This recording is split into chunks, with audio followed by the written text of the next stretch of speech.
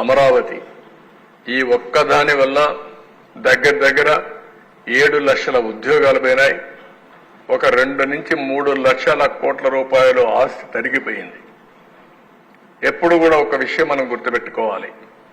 ఆర్థిక వ్యవస్థ అంటే ఒక వ్యక్తి ఉత్పత్తి చేయాలి, ఒక వ్యక్తి వినియోగం చేయాలి.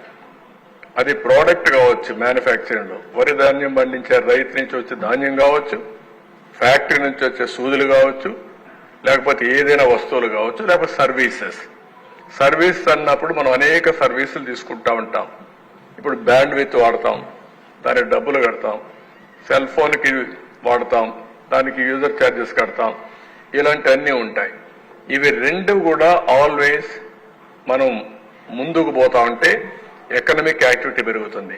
ఇప్పుడు మనం ఇక్కడికి వచ్చాం, మొన్న ఒక ఆయన నాకు కనపడి ఈ గవర్నమెంట్ వచ్చిన తర్వాత నా ఆస్తుల విలువ 100 కోట్లు పెరిగింది, నేను 1 కోటి రూపాయలు అన్నా క్యాంటీన్కి ఇస్తానని చెప్పి ఇచ్చాడు.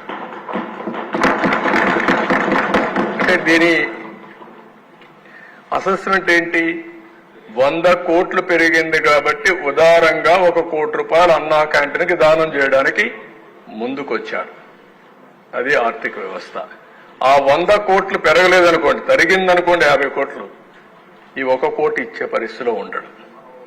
పిల్లల చదువుకు కానీ, హాస్పిటల్ ఎక్స్పెండిచర్ కానీ, దేనికైనా సరే సంపద ఉంటే, భూమి విలువ కూడా ఉంటే, ఒక 1/2 ఎకరా అమ్ముకుంటే వెసులుబాటు వచ్చే పరిస్థితి వస్తుంది. అలాంటివన్నీ దెబ్బతిన్నాం. ఇంకొక పక్క ఒక్క పవర్ డిపార్ట్మెంట్ లో 32,000 కోట్ల రూపాయలు కరెంటు ఛార్జీలు పెంచారు. కరెంటు ఛార్జీలు పెంచి left and right short term power purchase చేశారు. ఇంకొక పక్కన మీరు చూస్తే ఎవరైతే పీపీపీలు చేశాం సోలార్ ఎనర్జీ పార్ట్నర్స్ దగ్గర, వాళ్ళ దగ్గర కొనకుండా అవన్నీ క్లోజ్ చేసి షార్ట్ టర్మ్ పర్చేస్ చేశారు. వాళ్ళు కోర్టు పోయారు. కోర్టు నుంచి డైరెక్షన్ ఇచ్చి ఆ 9,000 కోట్లు కట్టాల్సిందే అని డైరెక్షన్ ఇస్తే 9,000 కట్టాం.